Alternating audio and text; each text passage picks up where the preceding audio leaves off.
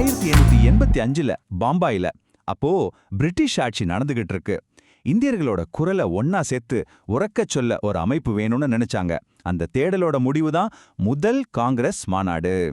இதுல ஒரு சுவாரஸ்யமான விஷயம் என்னன்னா, இது ஆரம்பிச்சது ஒரு retired British officer AO Hume. அதுக்கு தலைமை தாங்குனது நம்ம இந்தியனான WC பானர்ஜி. இதுதான் இந்திய தேசிய காங்கிரஸோட அதிகாரப்பூர்வமான தொடக்கம். சொல்லப்போனா ஒரு புது சகாப்தமே அன்னைக்கு தான் ஆரம்பிச்சது. மாநாடு ஒரு ஸ்டார்டிங் பாயிண்ட் தான். ஆனா காங்கிரஸோட உண்மையான கேரக்டர் அதுக்கப்புறம் நடந்த சில வருஷங்கள்ல தான் உருவானது. வாங்க அதுல நடந்த சில முக்கியமான முதல் விஷயங்களை பார்க்கலாம். இந்த வருஷங்களை கொஞ்சம் கவனிங்க.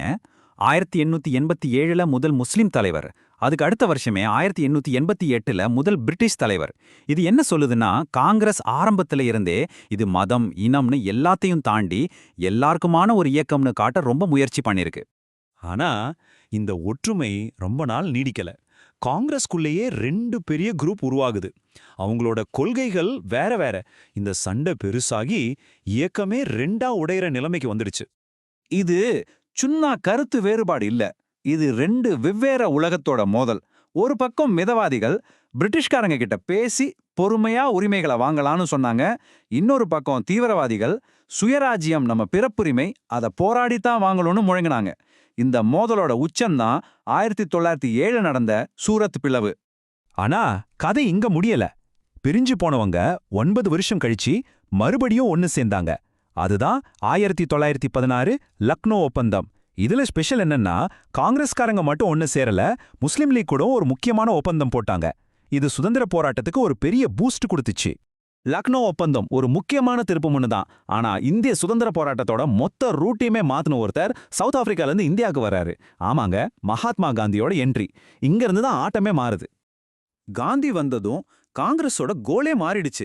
முன்னாடி டொமினியன் ஸ்டேட்டஸ், அதாவது பிரிட்டிஷ் கீழ ஒரு சின்ன தன்னாட்சி போதும்னு கேட்டுக்கிட்டு இருந்தாங்க. ஆனா இப்போ அதெல்லாம் வேண்டாம், எங்களுக்கு பூர்ண சுயராஜ்யம் வேணும், அதாவது முழுமையான சுதந்திரம் வேணும்னு கேட்க ஆரம்பிச்சாங்க. காந்தி தான் இந்தியாவையே வழி நடத்தினாரு, அது எல்லாருக்கும் தெரியும். ஆனா ஒரு இன்ட்ரெஸ்டிங்கான விஷயம், அவரோட வாழ்க்கையில ஒரே ஒரு தடவை தான் காங்கிரஸ் மாநாட்டுக்கு தலைவரா இருந்திருக்காரு. அதுவும் 1924ல பெல்காம்ல நடந்த மாநாட்டுக்கு. அந்த பூரண சுயராஜ்யம்ன வார்த்தை ஒரு பெரிய மந்திரமா மாறினது 1929 லாகூர் மாநாட்டில தான். அன்னைக்கு தான் எங்களோட ஒரே இலக்கு முழு சுதந்திரம் தான் அதிகாரப்பூர்வமா அறிவிச்சாங்க. இது நாடு முழுக்க ஒரு புது உத்வேகத்தை கொடுத்துச்சு. நேருவோட தலைமையில நடந்த இந்த மாநாட்டுல ஒரு கோல் செட் பண்ணதோட நிறுத்தல.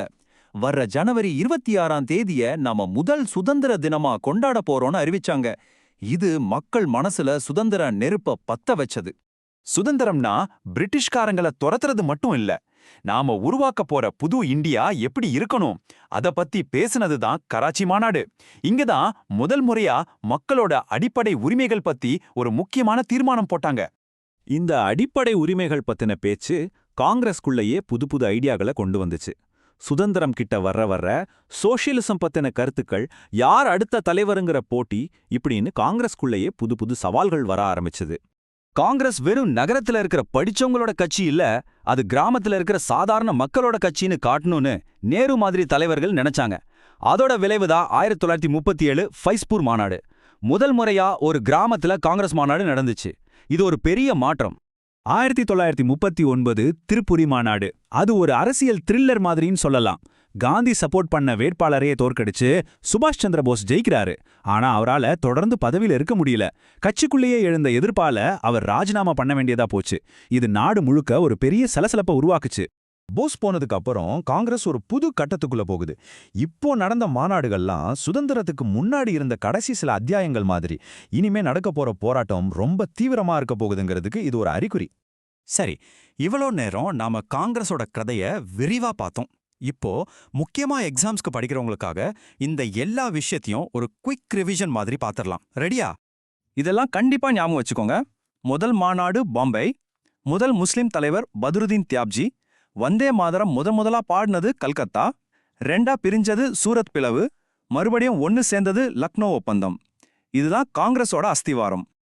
அடுத்து காந்தி தலைவரா இருந்த ஒரே மாநாடு பெல்காம். முழு சுதந்திரம் கேட்டது லாகூர் மாநாடு. முதல் கிராமத்து மாநாடு ஃபைஸ்பூர். சுதந்திரத்துக்கு முன்னாடி கடைசி மாநாடு மீரட். இந்த பாயிண்ட்ஸ் எல்லாமே போராட்டத்தோட அடுத்தடுத்த கட்டங்களை காட்டுது.